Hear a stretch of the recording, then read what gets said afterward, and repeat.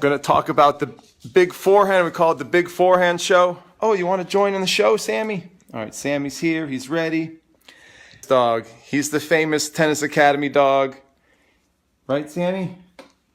Yeah, he knows the show. He knows the show's on. So if you come to my summer camp in Vermont, an excellent camp, I might add a high performance camp for serious players, you will get to meet Sammy and he'll probably give you a nice hug. So I put in my plug for my camp, and I'm really excited to talk to you guys about the forehand tonight. I see some old friends are already tuning in, and I'm excited for a big show. I like to see old friends on the show. Sometimes we get some big names tuning in and adding their commentary, and we get a lively debate going. And sometimes I just rap, doing my thing and sharing my thoughts about the game and junior development. So this show is designed for parents, players, and coaches. And, I was thinking about why I started doing this show. And, I have these amazing planning calls with parents, like meetings with parents. And some of them, they go on for hours. I've had calls with parents, planning meetings and goal setting and answering parents' questions, sometimes hour-and-a-half call or 2-hour call, just because the parents really had a lot of questions. They wanted to know, what was the right thing to do for their child. And sometimes I had these amazing calls, and I'd get off the line, and I'd be like, man, that was an awesome call. We went over some amazing topics, and there was a lot of wisdom on that call, and it was a really interesting call, and we never saved it. Like, there was no archive of the call, and there was no way to save that information. So then I thought to myself, if I did something like that where I answered parents' questions or coaches' questions, or players' questions online, if we did it on Facebook Live, then it would be saved, and it would live for perpetuity, in this format, and other people could benefit from the live Q&A. So that was sort of the impetus for starting the show, and the show's just kind of blown up, and we're trying to grow now. And now we have the podcast, which is really cool. You can get the podcast on iTunes, and the show is quite popular on YouTube. So if you have YouTube, or if you like to listen to podcasts, check out the show there as well. So let's get down to business and talk about the forehand. There's a couple of different ways we can go at it. You guys can throw out questions about forehand development to me, and I'm happy to answer those as they show up in the commentary. But to give the show a little bit of structure, I thought I'd start talking about the technique of the forehand and the way I see modern forehand development, which is, I think, very different than the way most coaches are doing it. So I wanted to talk about that, and I did also want to talk about how they do it in Spain and what are the differences between the method that I use and the method that I've studied in Spain with people like Luis Bruguera or Toni Nadal or Pato Alvarez, the big names in Spain who I've spent some time with and learn from. So I thought that would be interesting as well. And then later on in the show, if we don't get too wrapped up in the forehand, I guess pun intended, I thought we'd talk about junior development and why I think junior development is not necessarily a marathon. I wrote a new article about that, and I posted it online. I'm going to be sharing it more this weekend, but I really think that a lot of coaches use the cliche that junior development is a long-term thing. It's a marathon, not a sprint. It's a commonly heard trope in the industry, and I just don't agree with it. I have a different take on it, and I think that in many ways, the speed at which you develop a player, the quicker you can get a player from A to B, it says a lot about you as a coach. It reflects on your quality, the level of coach that you are, and it's also better for the kid. If you can get a kid to the top faster, I think it's better. So I sort of want to take a different perspective on whether long-term junior development shouldn't be judged based on time or rate or speed, So that's kind of an interesting topic, and I have a lot of thoughts. I've written some articles on that, and I really would like to dig into that, maybe have a debate about that. We'll see if we can get to it at the end of the show. So, the forehand. Okay, here's another little story. Not the story about how I started the show, but a story about the way we develop the forehand. And I think we've been developing the forehand as coaches or high performance coaches the same way for many decades now. And I sort of got tired of it. I don't want to say I got bored doing it that way, but I don't know. There's something inside of me that wants to challenge the status quo, and something inside of me that always tries to look outside the box. So when it came to the forehand and the model for the forehand, I think what we do is very old school, and especially in the U10, like red, orange, green, the younger kids level, it's extremely traditional and stiff. So that's sort of how the story started with me personally on my journey to working on developing really good forehands with my players. I would call them modern forehands, right? So, guys, thanks for all the waves. I see a lot of people shouting out. Really appreciate it. I see some old friends. Thank you guys for supporting the program. Really appreciate it. So, getting back to my little story. So, I thought to myself, okay, pretty much all the best coaches who I've studied with, they teach the forehand very traditionally. And so it sort of takes a lot of guts, a lot of balls, a lot of courage to try it a different way. And I thought to myself, how can we do it a little faster? Speaking of rate or speed of development, how can we develop the forehand faster, better, and more modern, more reflective of what you see on the Pro Tour? And what you see on the Pro Tour is very elastic technique. You see fluidity, you see explosiveness, you see forehands that players are coming off the ground, their arms are very loose, and the swings are very whippy with a lot of acceleration.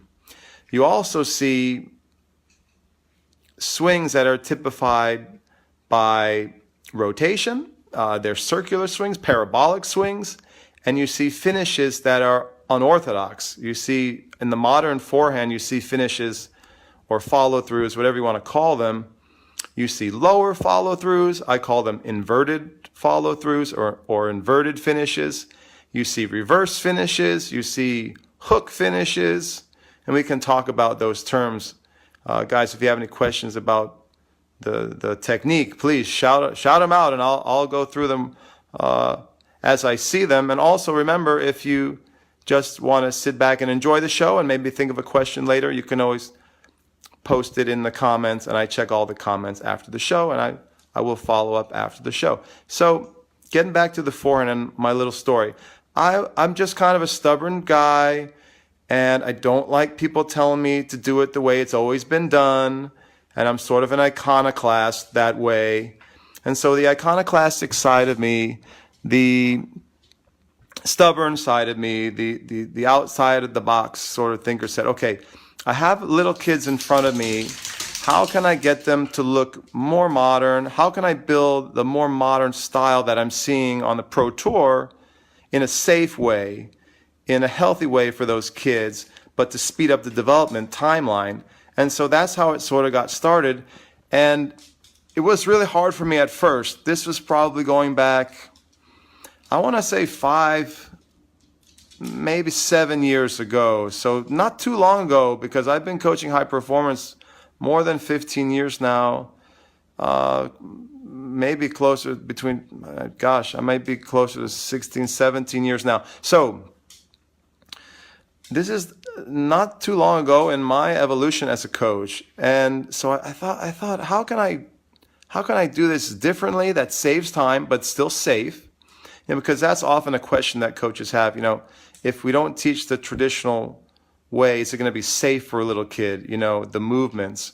And I had those concerns as well. So I tried to develop a method of teaching the modern forehand safely. I'm going to call it the modern forehand for lack of a better term, just so you guys can follow along.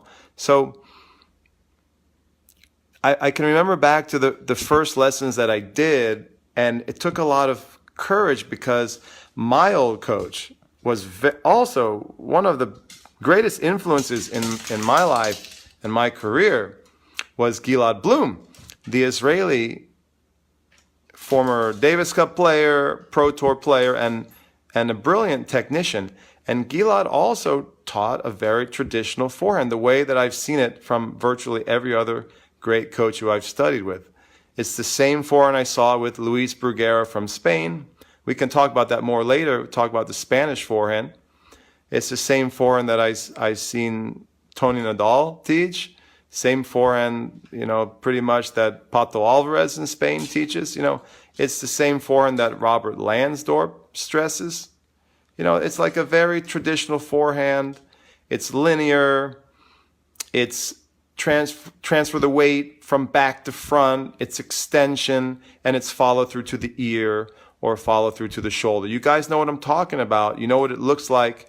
If you want me to demo it for you guys in the video audience, you know, you viewers, let me know. It won't be much help for the podcast listeners later, but you know, I'm happy to do that.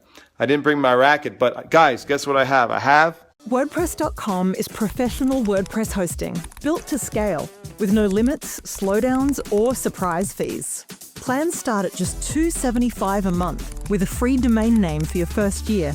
Your site loads fast, stays online, and stays secure. And when you need help, real WordPress experts are available 24/7. Professional hosting you can rely on. WordPress.com.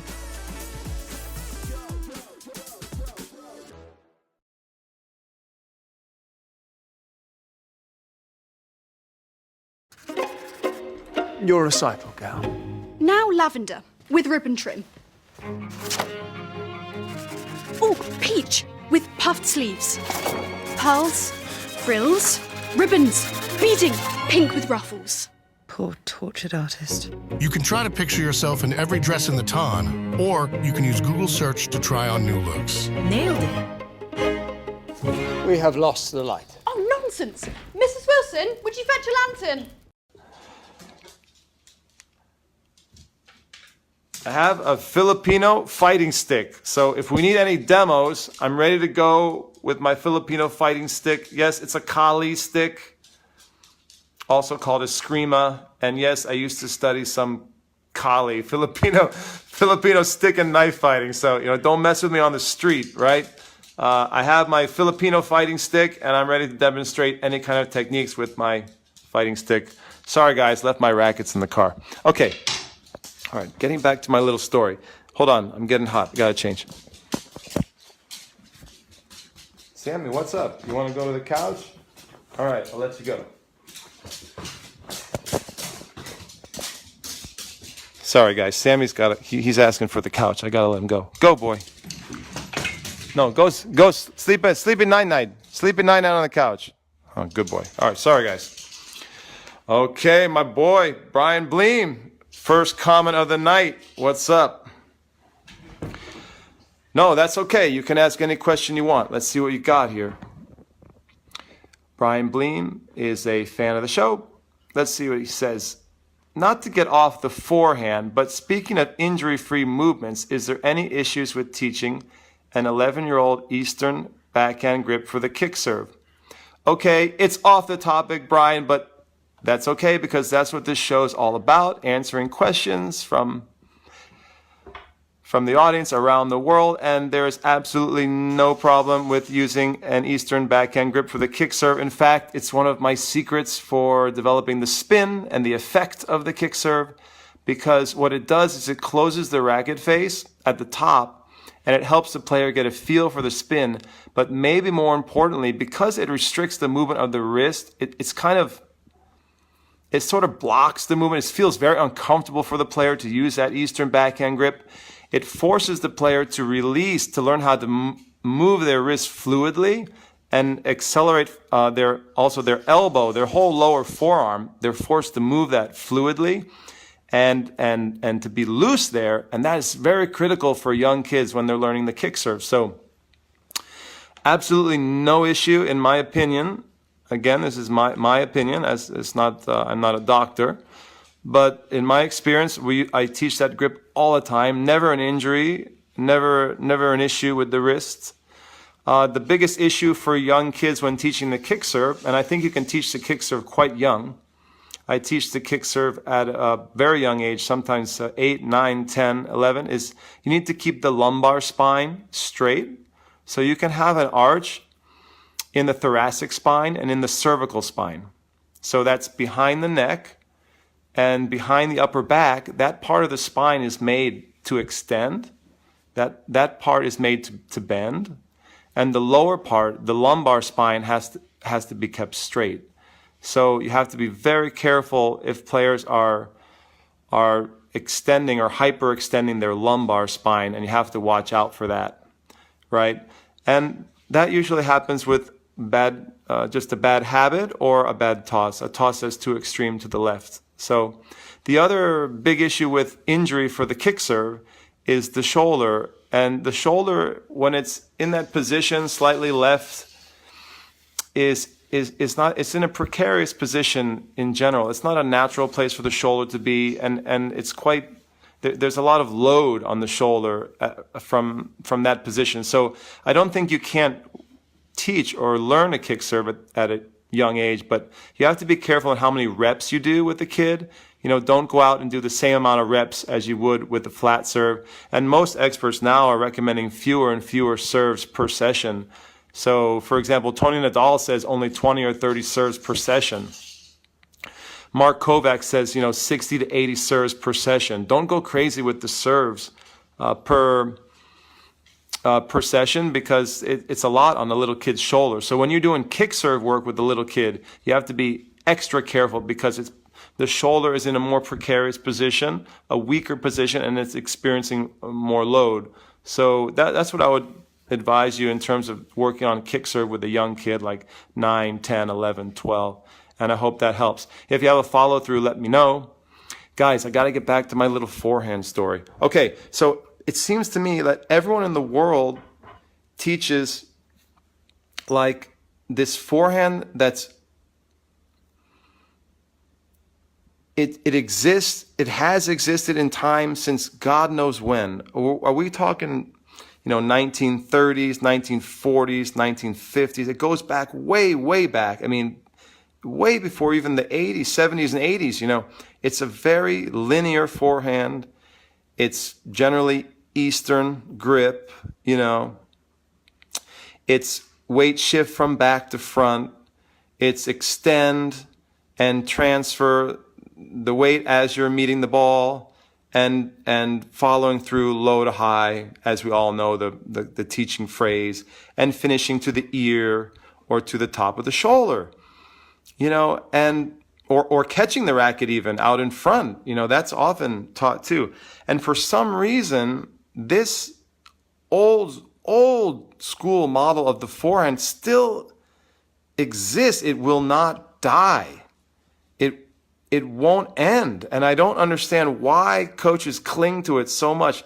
They call it the fundamentals. I'm studying with Toni Nadal right now on his online course. And Toni Nadal, as great a coach as that, is teaching little kids a forehand from ages ago. Very stiff, very traditional, with a high finish around the ear. And it just blows my mind. I love a lot of Tony's stuff, but I would never teach a forehand like that now. From what I know now, the experiences that I've had. So anyway, getting back to the, 5, 6, 7 years ago, and I had to take the risk to start teaching it differently. And I had to go against all of my mentors and all of the greatest technical coaches that I've ever known or studied with, like Gilad, my great mentor, and many other coaches whom I studied with. And I had to take this leap of faith and say, okay, I'm going to try to teach the forehand differently, modern, as as safe as I can right away. You know, I'm not going to waste any time with this BS.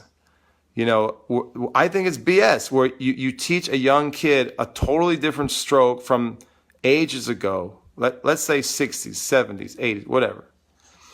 You teach them that and you call it the foundation and you call it the fundamentals, quote unquote. I'm making air quotes here.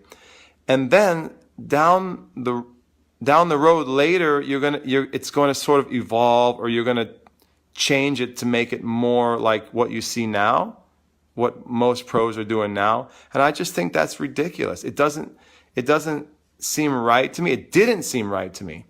And I knew there was a better way, and I just had to sort of go for it. So that's what I did.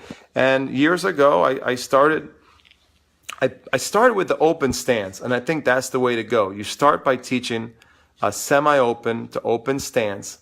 You load and you jump in the air and spin the kids in the air. Okay, so probably any of you who are like traditional coaches right now, you're like, whatevs, this guy is completely bonkers. And I know that. I know it's quote unquote wrong because everyone I've studied with said it was the wrong way to teach a kid, but it's actually right. It works. It works really, really well. And I've done it with hundreds of kids, and I'm teaching it. I taught it this evening. I was teaching all day today after school and into the evening, you know, on Thursdays here. I just got back from the course. Guys, I'm a coach. I'm not just some internet personality here. So, and I've been teaching this forehand for years now, and it works really well. It saves a lot of time. And it's actually not that difficult to teach it to young kids as long as you have a good progression and a good model. So the way that I do it is you start out with the base, and you start with an open stance, and you actually tell the kids to jump. So that gets what that gets is it gets this sort of parabolic swing shape going on. It basically breaks the mold of the linear swing. So I have kids coming to me from all over, from other clubs and stuff, and they're so stiff, and they're stepping in every ball, and they're not rotating their hips or their torso, and they're following through stiff to the shoulder, to the neck, and I just break it. I break it completely. You know, I start them. I say, hey, we're going to do open, and we're going to load and explode. I still like that saying from the old USPTA teaching courses. You know, I still, it's easy for kids to remember. You load your legs, and then you explode off the ground, both feet leaving the ground like Toni Nadal likes. He does like that for the forehand, the advanced forehand, not the beginners. But I teach it to the beginners.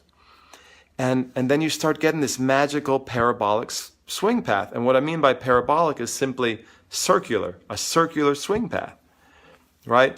And it's like magic. It starts to loosen up the arm. You start to get a fluidity. You start to get an elastic swing, and you can start to build age-appropriate whip. It's important that everything is done in an age-appropriate way so that it's healthy and safe. But you have to be willing to take the leap of faith and dive in and completely alter the way that you start kids out, you know, in learning the technique and starting with the footwork, you know, and the loading and the stance. So that's what I had to do back, I don't know, 5, 6, 7 years ago. I don't know exactly when. And I'm not sure who the first guinea pig was, God bless them, but it had to be someone. Someone had to go first. So I just started doing it at the risk of, you know, parents looking at me like, hey, dude, what are you teaching this? What are you teaching? That doesn't look like anything I've seen at other places. And at the risk of criticism from my peers and so on and so forth. So it took a lot of guts, basically. So that's the original little story, little anecdote. And so over the years, you know, going on 5, 6, 7 years now, I've sort of developed a system and a method for doing it, and I've learned from small mistakes, and I've gotten better at teaching this forehand, and so I've got it down to a very nice, simple method that I'm happy to share with you guys. And it starts with the open stance, and then you got to get this round swing shape, like the kids are swinging around the world or around like a big giant physio ball and a big exercise ball. They have to get that round circular swing. Emilio Sanchez calls it the circular swing. And so I set out on this journey like, okay, how do I get that? How do I get that circular swing? Well, I'm not even going to really stress it to the kids that much. What I'm going to do is get them using the open stance. For you guys who are really technical, it's a semi-open. I teach more of a semi-open, not like a full open. But I just, for simplicity's sake, I call it an open stance. So when I say open stance, I really am referring to a semi-open for young kids. But I just wanted to make that clear to you guys. So you get this circular swing shape. And then here's the other thing. Okay, I started with that. And then somewhere along the line, maybe a few years back, I started teaching the inverted finish. So if you guys have been following me online, for those of you who've been around a while, watched the show, and been following me for many years, the inverted finish is when the racket finishes low, like the follow through is really low below the hand. So at the end of the swing, if you want me to demonstrate it, let me know. So instead of finishing high to the ear, like you see in every manual that every coach has been teaching that way since the beginning of time. They teach little kids and they say what? Swing low to high and follow through to the shoulder, right? So I said, forget that. Forget that. Let's do the opposite. Let's go and take this finish and go way, way low, down by the hip even. And that breaks the muscle memory of the player, because I have all these kids coming to me and they're stiff and they're closed and they're locked to the ground and they're following through up here by the ear, right? So I thought to myself, okay, I'm going to get them to load, open, jump, rotate their hips, swing circular, and forget that stiff finish. Let's finish really low, and I'm going to grab them by the forearm and physically manipulate their arm to make them feel the windshield wiper movement and to make them feel how loose they need to be through feel, through a kinesthetic approach rather than through that.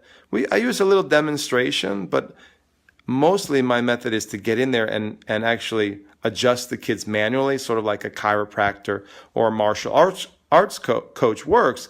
I take a lot of martial arts myself, and I've been heavily influenced by the teaching style of martial artists. And in martial arts, there's a lot of hands-on adjustments. And I think that's critical to learning, in this case, the forehand, but really any technique. I think hands-on adjusting is much, much better than using words, verbal cues, and even better than visual demonstration. Although a good visual demonstration can be helpful. But I think visual demonstrations are oftentimes flawed, so the coach or whoever's doing the demo is not doing it very well. And also, a lot of kids don't learn that great just by watching someone, right? Okay, so Brian Bleem is hot on the program tonight. Brian, thank you for your questions and your support of the show. He says, is this using a semi-Western grip and the inverted follow-through? Yes, so exactly. I don't want to waste time by teaching an Eastern or too conservative grip. I'll teach the grip that I want right away and monitor it through the lifetime of the player, rather than teaching it like Eastern and then sort of hoping that or expecting that it will slip and evolve. A lot of coaches do that. It's not the worst way to go, but I just don't think it's the most efficient. It's not the best way, not the fastest way to get it right. So I teach the grip the way that I want it, and then I monitor the kid to make sure that they're not slipping. There's no slippage, right? Guys, I see a lot of old friends tuning in and waving. I really appreciate the support. This show doesn't exist without the support of the audience, and I just want to thank you all for tuning in and waving. We used to do a lot of individual shout-outs, but I'm trying to make the show more podcast-friendly because our podcast audience is growing. So if I don't call you out individually, just know that I do really appreciate all your support, and I appreciate your waves. And I love answering your questions. So if you have any questions about junior development, tonight's topic is how to build that big modern forehand, the Spanish forehand. We're going to get to that in a little bit. I'm happy to answer, right, guys? So, Brian, you want to use a semi-Western grip right away? Forget that old school Eastern or anything classic, and just make sure you monitor it, because some kids do experience slippage in the grip. And the inverted follow-through is the low finish. That can be by the hip, it can be by the elbow, it can be by it can be to the bicep. You know, if you're not comfortable going super low, if you think your parents will freak out or the kid's going to freak out, you know, you can start by finding a middle ground, following through to like the bicep, and it can still be inverted. Inverted describes the relationship between the racket and the hand. Inverted means the racket is dangling below the hand. And I have another term that I sort of coined, and it's called the drift. At the end of the swing, the racket should drift. You should see a nice flow of the racket. It shouldn't be stopping abruptly, stiffly. It should flow down, and sometimes it flows down inverted, and then it actually rises up. So the swing goes low, high, across, low, high at the end, rather than the low to high. In my version of the forehand, it goes low, high, across, circular fashion, down, and finishing inverted, or sometimes finishing inverted and then drifting up or back. And, you know, Dennis Van der Meer called it sort of the figure eight style forehand. So I'm definitely with Dennis on that. R.I.P. Dennis. And some other coaches may have different names for it, like Heath Waters calls it the Millennium Forehand. And I have a lot of respect for Heath and his technical work and his expertise. You know, I've been very impressed with a lot of the stuff that Heath produces. Heath Waters is a junior and former professional coach from Atlanta, Georgia. So if you're interested in the Millennium Forehand, he's published a lot on that. And whatever you want to call it, Millennium Forehand, Modern Forehand, ATP Forehand. Rick Macy calls it the ATP Forehand. You know, so I'm sort of building on that foundation for all my players, and on the work of those of other coaches who are sort of teaching a more modern style. They have more of a modern take on things, and they're willing to take risks and do things differently than sort of what's in the old school playbook. You know, every coaching book that I know has that same classic forehand foundation, and I just think it's over, guys. I wish everyone would just accept it. You can debate it with me, but it's over. That forehand is over. There's no reason to teach it. It's a relic.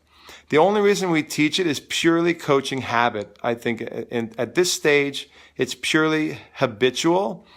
It's like a chronic, I don't want to say disease, but it's like something that just it's a custom now. And coaches over time, as more and more players start demonstrating the modern way and how it works with the forehand, they will, you know, coaches are going to slowly jump on board with the new way. And I certainly predict that, I don't know when, 10 years, 20 years, 30 years soon, the forehand that I'm teaching now will become the standard forehand. It will become the traditional forehand, and it just won't be that controversial. Right now, I guess we're just sort of in a transition period where there's a lot of coaches who still teach the old school way, and there's this myth that you got to teach the fundamentals first. That's the myth that I really want to get at and break. That you have to teach the fundamentals first, because I hear that all the time. But what the hell are the fundamentals? The fundamentals are what I just said. I'm teaching fundamentals. I'm just teaching modern fundamentals. You know, we still have extension. We still have all of the spacing and the balance and a lot of good fundamentals. It's just different fundamentals than what we've always known them to be, right? Okay, so my buddy Rick Ortiz here would like a demo, so I'm going to demo with my Filipino fighting sticks. So let me just set this up. Sorry to you all podcast listeners, because you won't be able to see this. But so let's do like a quick demo on this, right? So the other thing that I'm going to do is with the forehand stuff is in the show notes. So for the YouTube we archive the show on YouTube. So if you go to youtube.com/Chris Lewitt, you can get all of the shows on replay. They're all archived there. Those are real good. And then we have all of the replays in podcast format. We're on iTunes now. That was like huge success, guys. So happy to get on iTunes. So if you're on iTunes, please give us a 5-star review. I'd really appreciate that because we're trying to get higher up on, get a better result from the algorithm so we can get a better search results and things like that. So anyway, so let me demo for you guys. So it kind of looks... Between building, remodeling homes, creating content, I'm burnt out. Well, that's why I started using Upwork. I rely on outside help just to keep things moving. Upwork helps me scale up or down without massive overhead or long-term commitments. Post a job for free on Upwork.com and finally take something off your plate.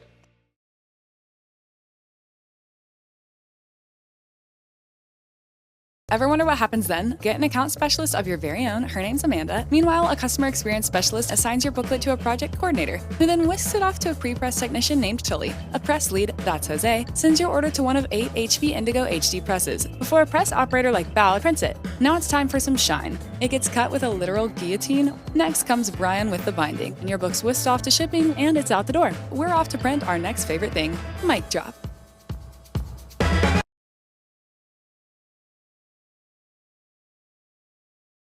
Let's see, we have the normal, modern loading. The swing goes out.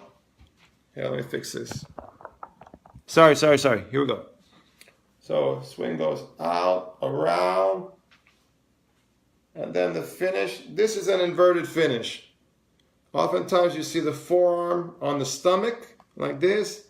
And if you can see my Filipino fighting stick, we'll call it the racket, is inverted. It's down. And sometimes this is the one I like to teach, where I completely break the habit of this, follow through to the neck. I completely break it with a low inverted finish underneath the left hand. That's one of my favorite things. It took a lot of chutzpah for me to start teaching it that way, and it probably will be for you as well, because you will probably receive a lot of ire and scorn from the local pros at your club or in your area, But hey, if you want to be a trendsetter, and you want to sort of anticipate the future and be different, this is how I'm doing it. I'll show you what I mean. So the finish like that, under, super low, down by the hip. That's a great way to develop relaxation throughout the swing. This helps with the elasticity of the swing. This nice loose finish. What I described as drift looks like this. A lot of players will drift low, and then the racket will come up a little at the end. So there's an inversion and then a drift at the end. The swing is, as I mentioned, parabolic, circular swing. So like you're going around the world with the swing rather than straight and linear to the ear. This has got to die. This teaching has to end, people, please. I mean, you don't have to do it for me. I appreciate anyone who wants to teach that is great for my business. I'm very happy because I'm a competitor and my players are going to get better faster. They're going to have bigger forehands. If you're teaching this, my players are going to improve at a faster rate than yours. And that's why I always say I think speed matters. The speed that you develop a player matters. That tells a lot about your coaching, the level of your coaching, the quality of your coaching. The best coaches develop players faster than mediocre coaches or average coaches. I firmly believe that. That's why the best coaches can charge a premium. That's why the best coaches charge $300, $400, $500 per hour, because they're developing players faster than the guys charging 75 or 100. That's the bottom line. If you can produce better results, faster results, you can charge more. Anyway, this has got to die. Just for all you guys who are thinking of future, this has got to die. This follow through wrapped around the neck, I can't take it anymore. Right to the ear, it's disaster. Creates a very tight swing. Creates a very tight arm, For me, building the forehand, it's all about whip. You got to get a great whip. And whip only comes from a looseness in the shoulder, lower arm, and wrist. You have to have a certain amount of looseness to develop that whippy quality. And that's what the Spanish do really well. They have these exercises to help develop whip. So I've incorporated a lot of those exercises into my method and into my system, my work system. And it's been working really well. I'd like to go over that later, maybe some of the drills, how I do it. And I can also post links in the show notes too. We have a lot of YouTube videos on that. I have an online school at CLTA, Chris Lewitt Tennis Academy, clta.teachable.com. clta.teachable.com. We have a bunch of courses there. In fact, I have one course on the forehand there coming to mind called #whip. That's the name of the course. And it's totally inexpensive, guys. It's like $39.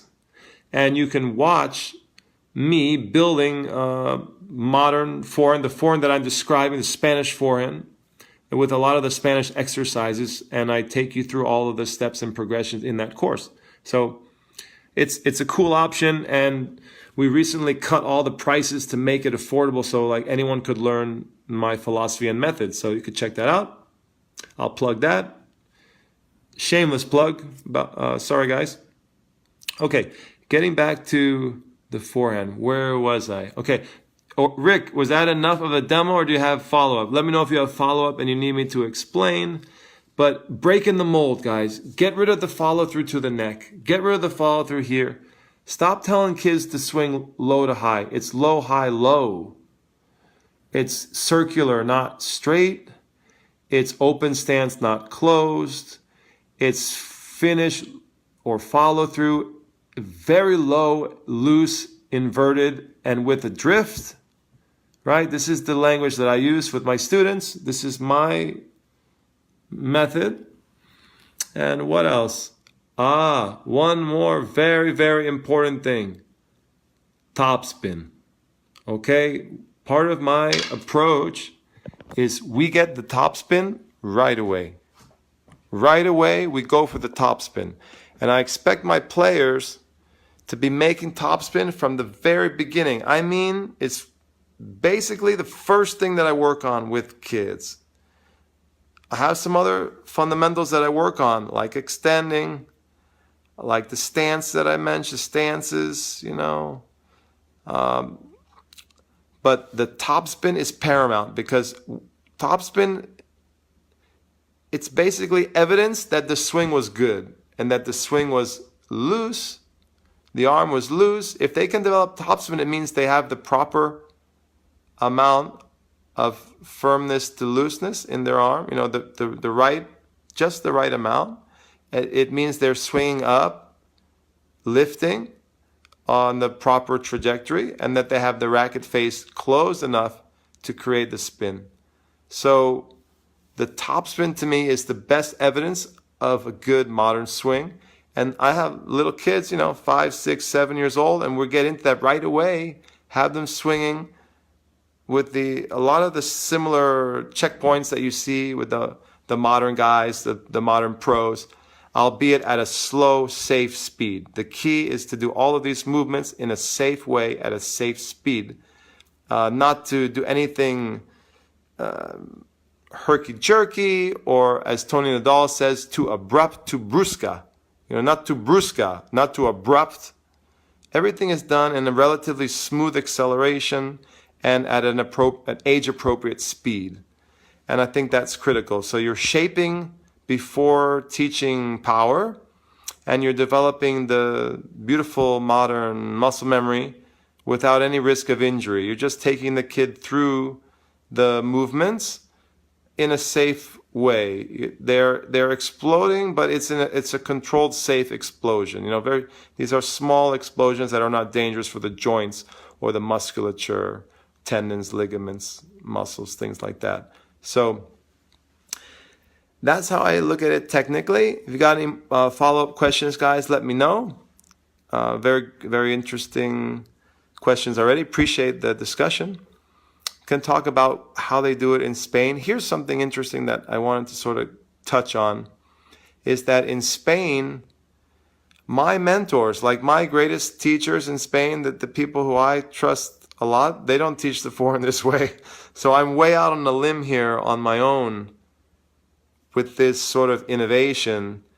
And on some level, I don't feel super comfortable being on my own, because I prefer to be in alignment with other, with great coaches, with great coaches out there who have great experience. But sometimes you have to take a leap of faith. You have to move forward when other people are still sort of stuck.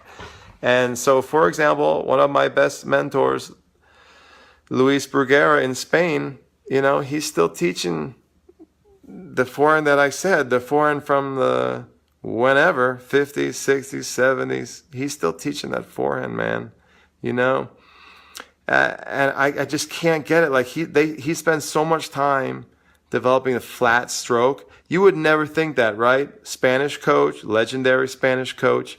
And all of the players there are basically learning like the Lansdorp forehand from SoCal. So that may be news for you guys, that the most legendary coaches in Spain, they don't teach topspin right away. They don't teach open stance. The legendary coaches like Pato Alvarez, Toni Nadal, Luis Bruguera, with all the young ones, all the kids who are young, they teach those kids basically out of the USPTA manual, or the PTR traditional stroke that you might see on a VHS cassette somewhere from the 80s or early, or gosh, even way earlier. They teach the forehand, the textbook forehand from way back. These are Spanish guys, and somehow those kids, as they get older, they learn a lot of spin and whip, maybe because they play on clay all the time. That could have something to do with it. We definitely don't have that in other parts of the world. So I think it's very dangerous to teach that style of outdated technique to kids who aren't playing on clay, because they will end up with a very stiff, flat strokes. They won't develop RPM. They may not develop whip, RPM, and effect on the ball. That's really concerning if you teach that young. The stroke doesn't always evolve, So we got Brian back on the comments here. Brian, let's see what you have to say. On the figure 8 forehand, do the strings have to be facing the floor on the backswing or not so much? Yeah, that's a great question, Brian. Thank you for sharing, man. Appreciate the discussion. The strings should definitely be facing down. Sometimes the strings face even to the back wall or the back fence. So like a Djokovic style or sock, you see a lot of guys, a lot of guys now are turning the hand much farther than you ever thought, or that people ever accepted. That's certainly beyond what you see in a manual, a classic technique manual, back to front, racket strings vertical. That's another thing I guess I don't really focus on that, but it's just sort of obvious to me that nobody plays like that anymore. I never teach that. Never teach like the strings vertical, just drive straight through the ball, blah, blah, blah, old school, classic. I don't do any of that. So yeah, I think we're on the same page here. You're thinking strings down, or you turn your hand even past facing down. The hand can turn even more, where the palms away from the net, and that's quite common with semi-western grip or extreme semi-western grip, and with players trying to produce topspin. That is not uncommon at all, and it's quite typical, it's quite normal on for the modern forehand on the pro tour to swing like that. So yeah, you can definitely turn the hand down or even away, and it's not a big deal. Don't freak out about that. Certainly don't spend time trying to fix that. God, you see coaches who are like trying to make the strings like real vertical, and they're just spending a lot of time on the wrist position, and they just waste so much time with the player. And this is part of what I'm talking about. Good coaches know not to waste time. And great coaches are the most efficient of all. They know what not to say. They know what not to change. and they know what's legit and what it, they know where they have to spend time and what's the best use of their time. And that's why they're great coaches. They're efficient. And that's why I say, getting back to the second topic of the show, that don't fall for the hype. Don't fall for the classic chestnut, the classic line.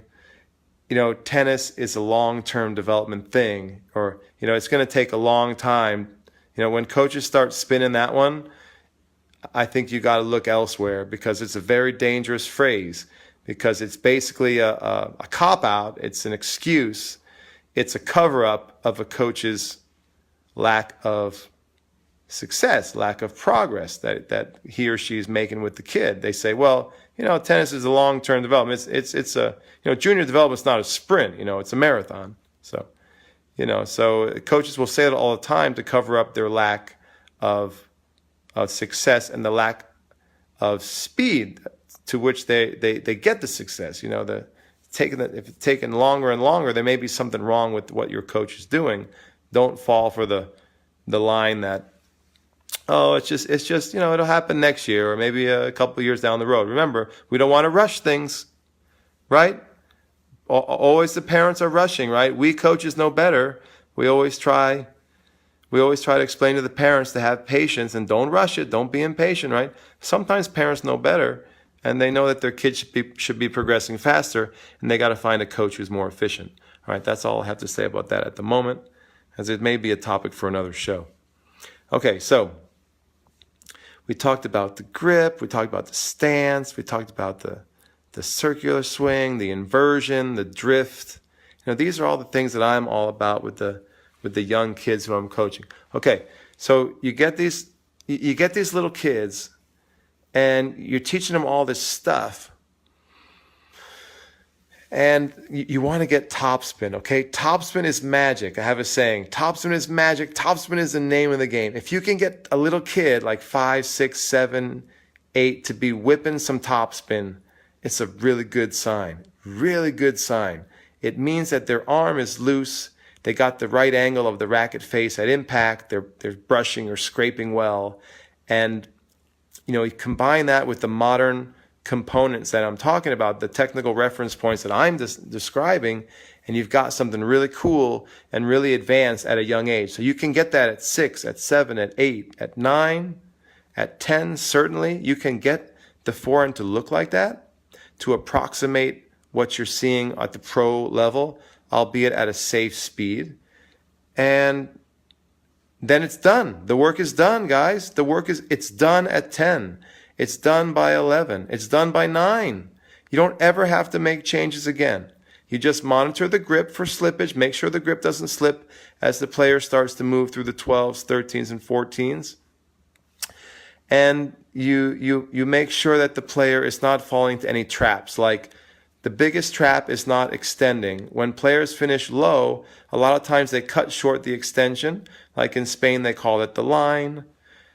Luis Bruguera calls it the line of the shot. Toni Nadal calls it accompanying the ball. Jofre Porta, the legendary Spanish coach, calls it throwing the racket out towards the path of the ball. So we're talking about extension. The biggest thing when you're teaching a modern forehand with rotation and explosion and circular movement, parabolic swing shape, is you got to get the extension part. And that is the part that is, I would say, somewhat traditional, the idea of moving through the ball with the hand and the racket. That is really, really important, because you don't want kids cutting the swing short and following through immediately low. They got to go out, extending parabolically, out and up. So they have to lift and extend, and then they have to come across and reel the whole thing back in and finish low. The biggest pitfall that I see is a kid whipping across too soon and not getting a good depth, not getting good extension through the shot. And we all know that. We can just look out for that. It's a bunch of BS when, coaches say, well, if you're teaching spin, if you're teaching that low finish, you're not going to get depth. You're not going to get penetration of the shot. That's not true. you can still teach extension. You just teach extension within the model of the modern parabolic swing. That's how you teach extension. It's not an either or situation. And by the way, topspin and depth are not either or, because you can teach a kid to drive through the ball with good RPM. And so they get the spin and the depth. What I tell my players is, I want spin, but I need depth with it. And then I ask them, how are you going to get depth? And they usually don't know. And I say, you got to extend through the ball better and lift better. And we work a lot on that part of the swing. So, that's kind of how I see it. I guess we could get a little more into the technique if you want. It's probably enough technique for most of the audience. For those of you who are really technical, you want to get more in depth, why don't you message me or, post a comment, and I can maybe steer you towards some sports science resources. But I don't want to get so heavily technical that it's just over, everyone's interest or everyone's even their heads even. I do love technique. I love sports science. I love biomechanics. So I enjoy having those biomechanical discussions as well. So if you guys have a very detailed technical or biomechanical question, send it to me. You can send it to me via email. You can message me or leave it in the comments, and I'll try to answer. And if I don't have the answer at hand, we can check it with some resources, sports science resources. It's good to try to find biomechanical research support of whatever you're teaching. And I would say that a lot of what I'm teaching is based on good science, good biomechanical research. It's just, it's some of it you cannot support. Not everything has been studied. We don't have studies for everything under the sun in tennis. There's very few sports science researchers in tennis, so there's only a small amount of research being done. So we're left as coaches to make leaps of faith, leaps of logic, leaps of common sense, and we're left to observe, at least with high-speed video, what's happening on the pro tour, what's happening with the best players in the world, what is the trend, and we have to make calculated, we have to have a vision for what's going to happen with technique down the road. And that's sort of what I've done and what I'm talking about here. So yeah, so how do the Spanish do it? I mentioned that the famous Spanish coaches are all traditional guys, but these are old guys. They're like 60, 70, 50s. These are older guys who still believe in sort of the classic model. And I just think they're sort of inframed in their viewpoint. I don't think anyone over the age of, let's say, 50 is ever going to accept that there's a new fundamental, that the modern forehand, that the way that I'm teaching it is a new fundamental, it's a new way to do it, it's the new standard, it's the new classic. I don't think they'll ever accept it because they're just too inframed in their old school perspective, like probably the way they learned. Like Toni Nadal, if you look at his forehand, and I've watched him play, it's the forehand that he's teaching all the little kids. It's the old school classic forehand. Luis Bruguera is teaching the same forehand to the kids now that he learned when he was like a kid in maybe the 50s or maybe 60s. Probably 60s, right? I just think that's crazy. We shouldn't be teaching the strokes that we learned back in the day. My dad taught me the same forehand. Over the shoulder, pretty flat, step in and drive it. I mean, come on. How can I be teaching that to my students now in the year, it's going to be 2020 coming up? There's no way, right? So I just think that's crazy. That's bogus.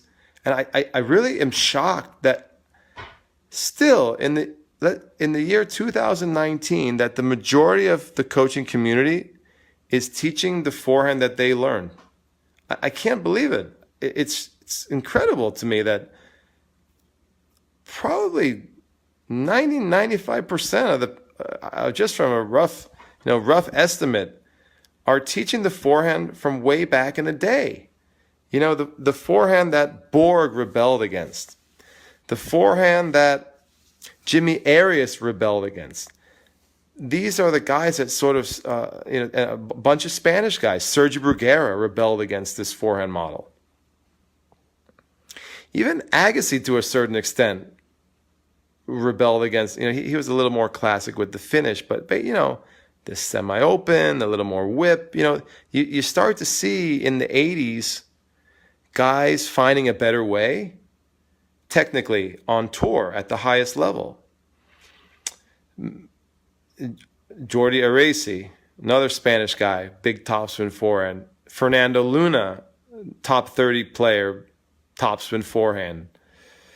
I mean, we could just go through the list a lot. As you go through the list of players from 80s, early 90s, and you start to see many guys playing with more topspin and more whip, using semi-open stances, more circular swings, coming off the ground as they hit, more inverted finishes, more reverse finishes, more hook finishes. You start to see that trend throughout the timeline of history.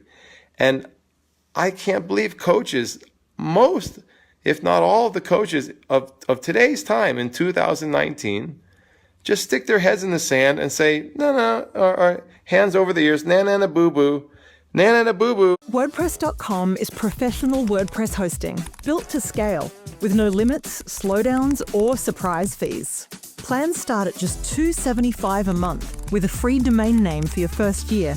Your site loads fast, stays online, and stays secure. And when you need help, real WordPress experts are available 24/7. Professional hosting you can rely on. WordPress.com.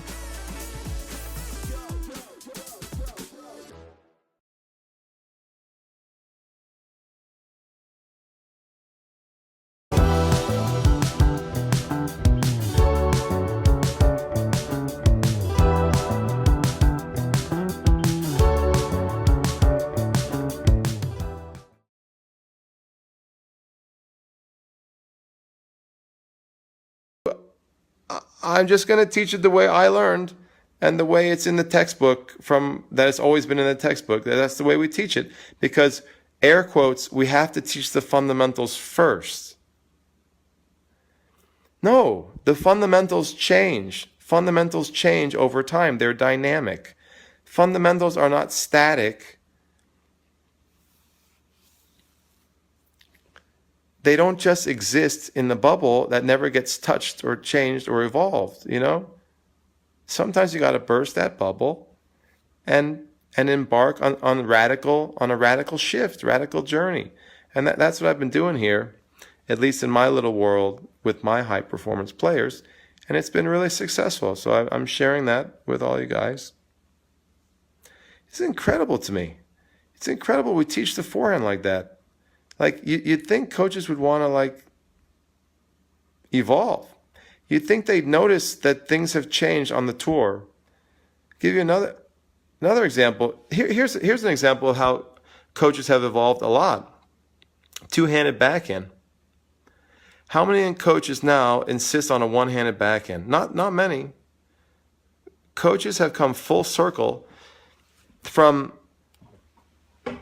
basically being deniers of the two-handed backhand, the efficacy of the two-handed backhand. When the two-handed backhand started coming along, we're talking a similar timeline, like 80s, early 90s, and everyone at that time, like the whole coaching community, denied that the two-handed backhand was going to work. So many naysayers. And now, 30, 40 years later, what do we got? Everybody teaches a two-handed backhand to kids. Why? Oh, it's easier. It's better in some respects technically. Blah, blah, blah. So, the whole world has changed, and very few, you don't see coaches insisting on a one-hander, but if you go back in a time machine to the 60s or 70s, that was the textbook shot on the backhand. It was a one-hander. 98% of the pros on tour had a one-hander not that long ago. It wasn't that long ago. Going back maybe to the 70s, 40, 50 years. The majority of the tour, the great majority of the tour, were all one-handed backhands. So it's remarkable to me that we changed, we saw the trend, we saw the evolution, and we changed our teaching methods for the backhand, but the forehand is just stuck. It's like stuck in this time warp. We still teach this anachronistic forehand. It's out of place in the modern time. It's a relic. As I said before, it's dead. It's over, people. It's over. But very few coaches have seemed to get the memo on that. It's fascinating to me how the backhand technique has evolved a lot, but the forehand, and I'm talking with young kids, because I work with a lot of young kids, Prodigy maker, a lot of young kids, and I build their foundations. And at that age, we have, I guess it's the myth of the fundamentals. It's the myth of teaching the fundamentals first. We get the great base. Steve Smith forehand. Sorry, Steve, the forehand that you're teaching, man, is so outdated and old school. I'm sorry, my brother. I have a lot of respect for Steve Smith as a technician. But there's another example of a very well-known coach who's teaching a very stiff, outdated style. I'm sorry to say. Same with Lansdorp. Same with Luis Bruguera. Same with Toni Nadal. Same with Pato Alvarez. Same with Gilad Bloom. My old coach Gilad is teaching. It's old school, man. Don't teach that. Cut it out. Gilad should know better, man. Gilad, he's going to say that he teaches it differently. He's willing to teach it the more modern way. And he knows it, too. He knows how to do it. See, that's the difference. Some coaches really don't know how to do it. Gilad knows how to teach it the modern way. But I still think he does the fundamentals first approach, which I think is a way to do it. I just think it's an inefficient way to do it. So there I go. I'm just calling out some names there. You can teach it that way. You can teach fundamentals first, but it's going to be slower. And like I said, I believe the best coaches teach as fast as possible. They get from A to B as quickly as they can. Who wants to waste time? Why do you want to pay someone to waste your time? So you can develop a great forehand by teaching classic fundamentals, quote unquote fundamentals first. It's just going to take longer to develop it. It's a waste of time. You're teaching a separate motor program. You're creating a motor engram, and then you're either erasing it or modifying it later with the new motor engram, a new motor program. It's not efficient. It's not an efficient way to teach a stroke.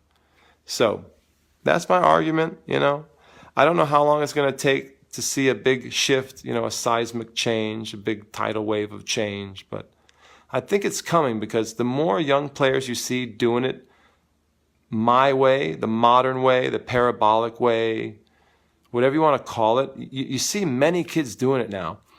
One of the reasons why you see many kids doing it is they just look on TV and they just copy the guys they see. That's the way kids learn technique since the beginning of time. And when the TV showed guys following through like this to their ear, kids would copy that. And when the TV now shows guys following through to their hip or to the side of the bicep or to the elbow, when kids see that, they copy it. And then, I'm sorry to say, guys, stupid coaches, they take these kids have beautiful modern swings, right? And they come into the club and they take a clinic or they take a lesson. And what does the coach have them do? The first thing, he has them stepping in with the left foot and following through to the shoulder, because that's the fundamentals. The kid has to learn the fundamentals first. This is beyond insanity. You have a little kid who's modeled a beautiful pro swing. He's been watching Nadal over and over again on a loop on his iPad. And he comes in for a lesson. And the coach, the know-it-all coach, has got to teach him the fundamentals. So they take this beautiful swing. It's like an Oscar Wagner special. Oscar Wagner, the famous coach who got excoriated in the 70s and 80s and maybe even 90s for suggesting that players use an open stance. And he was right. He was a visionary on that. I'll give him credit for that. Oscar makes a lot of claims about, his coaching and this and that. I don't want to get into that. I think Oscar's a good dude, and what he called with the open stance was brilliant, genius. In the 70s, no less. A guy saying, hey, open stance is more natural. Open stance, it lets the body, it's easy to learn, and it's more natural, lets the body flow better. And he's right. He's 100% right. Open stance is very easy to teach, and it's very natural for most kids to hit from an open stance. And man, Oscar Wagner took so much criticism back in the day, man, and he just didn't care. He had that vision, and he knew in his heart, or from the work that he did, and from his observation, his intelligent observation of Borg, for example, because he worked with Borg and some other players. He saw the future in some of these players. Maybe some of the players from Spain, because he was back in Spain in the 70s. He sort of saw the writing on the wall for the forehand, and he still gets criticized for it. Like he still, we still don't teach open stance to young kids. Most people don't teach open stance. It's crazy. It's crazy.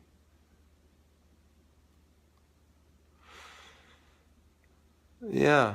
So yeah, that's how I see it, guys. I did want to mention that I'll just do a quick demo with the finishes. What I like, I showed you guys the inverted finish underneath the hand. That's one I really like that. That's a real good one to show your students. So you got your right hand finishing below the left. But these are the other variations. You have a drifting inverted finish outside the forearm. That's a good one. Outside. The more outside you go on the finish, the more parabolic the swing was. And that's real good to get a more circular swing. The more inside you finish, like to the ear, the more linear the swing is. We're trying to get a big circular swing around the world. So the more you can have a player finish outside the hand and drift backwards, that's a legitimate finish too. You also have the more, if you're not comfortable going full inverted low finish like I'm talking about, the side of the biceps is a really good one. That's the Nadal finish where he taps the side of his arm, and that looks like this. And you'll see Nadal when he's practicing, he always taps the side of his arm. It's the way he was taught how to hit it when he was an advanced player with Toni. Toni teaches all the young kids real tight swing up to the ear. It's a really ugly swing, ugly stiff swing. I cannot believe Toni Nadal, who's a very progressive-minded coach. I can't believe he teaches young kids that way, but he does. To me, it's totally. I cannot explain it, and it's shocking that a coach like Toni is going to teach like the finish with the elbow really high and sort of choking yourself with the racket. He teaches that. It's incredible to me. The guy's so smart and very much, he's always been a student of the game and someone who tries to stay on the cutting edge. I can't believe he's teaching that forehand as a cutting edge coach. I'll just leave it like that. Anyway, the other finish that I mentioned was to the side of the arm. That's the Rafa Nadal finish. And you'll see Rafa will tap there every time. Every time he'll tap there. All right, so that kind of gets through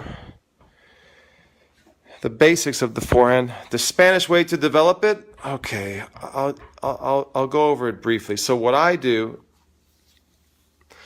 they do in Spain traditionally is they teach the old school forehand, and then the kids sort of grow up on red clay, and they realize that they realize at some point in their junior development that topspin is really important on clay, and they start whipping it more.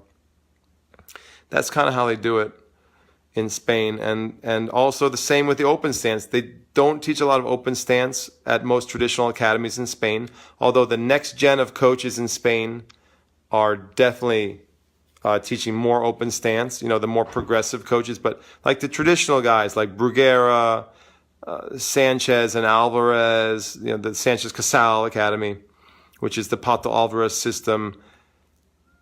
Even Toni, under the Nadal method, they teach a lot of closed stance to the young kids. I'm talking about, throughout the arc of player development. So at those places that are still traditional, that's usually when the guru coach is like over 50. Like if you have anyone in the world who's a guru coach, like a very high level esteemed coach who is over 50, they probably teach young kids this way. And I just think they're just sort of stuck. Like they're stuck in their mindset.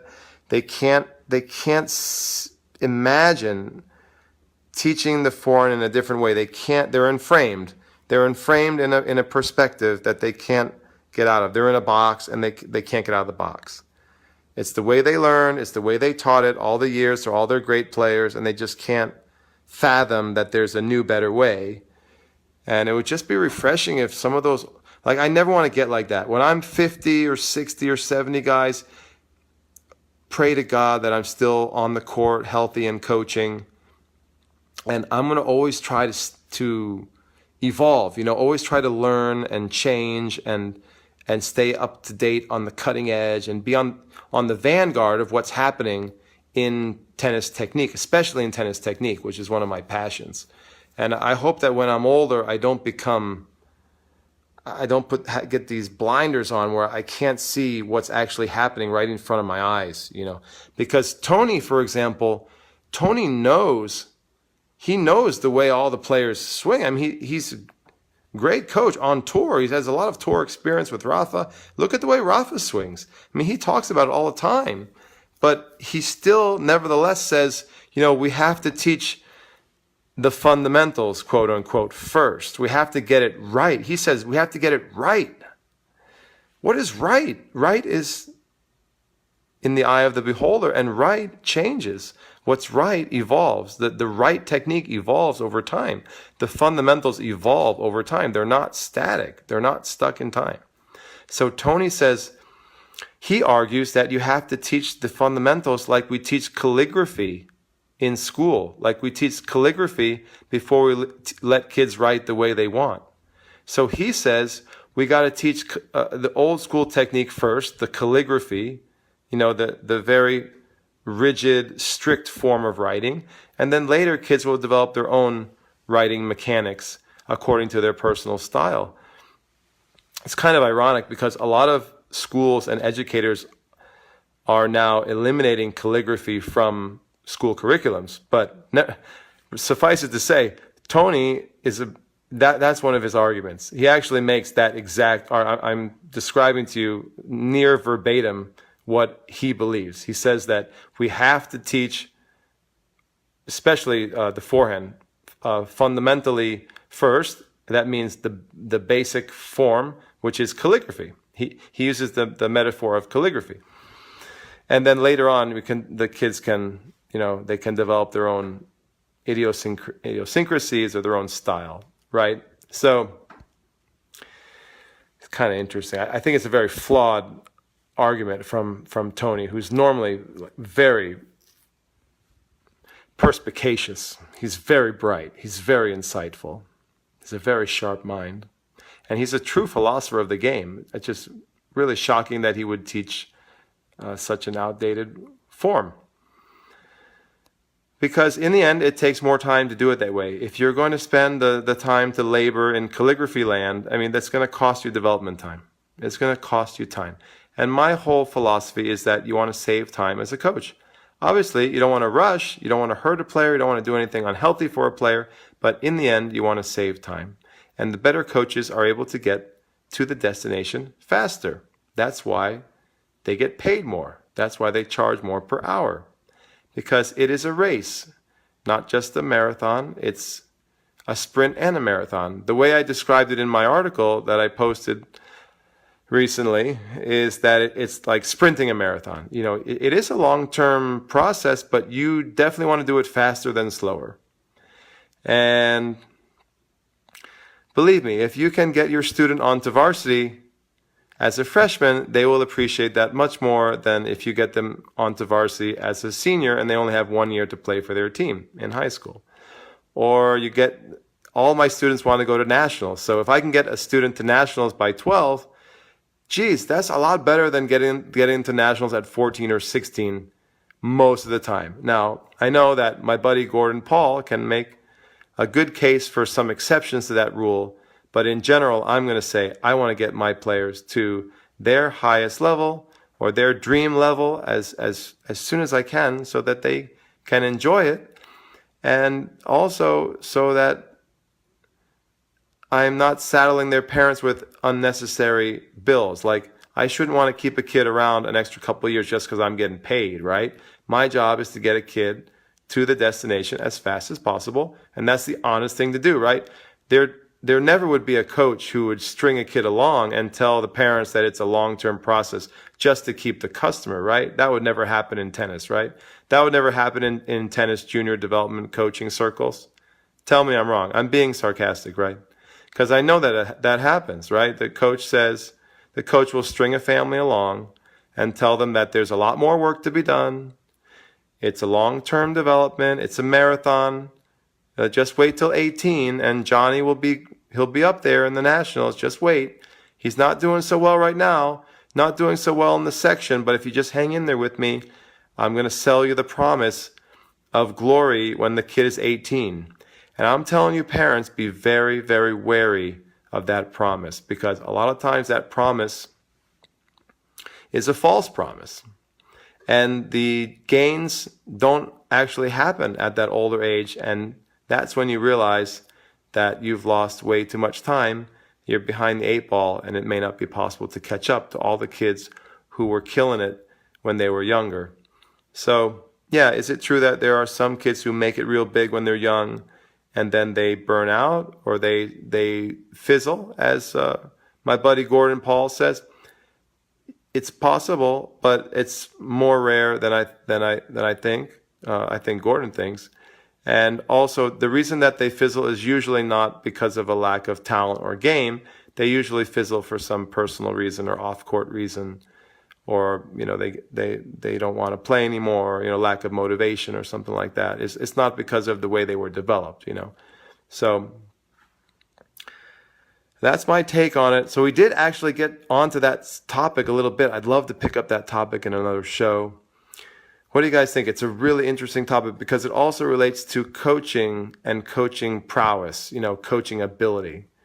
And I wanted to get more into that topic. I think we've had a really good show. It's been, I'm trying to keep the show around an hour, and sometimes we go over if we're really having a great discussion. And tonight was one of those nights. I think, around an hour is good for most podcast lengths, good for a workout. You can listen to me on your workout. And I think I want to leave that topic for another show and maybe delve into it a little more detail. But I definitely think that faster is better as long as the kid is safe. I know from a pro tour perspective that if you can get a kid making money as soon as possible, it's better for the parents and the family. Pro tennis is a business, and you want to get a kid to the top as fast as they can, so that they can have more earning power. And that's my argument for professional players.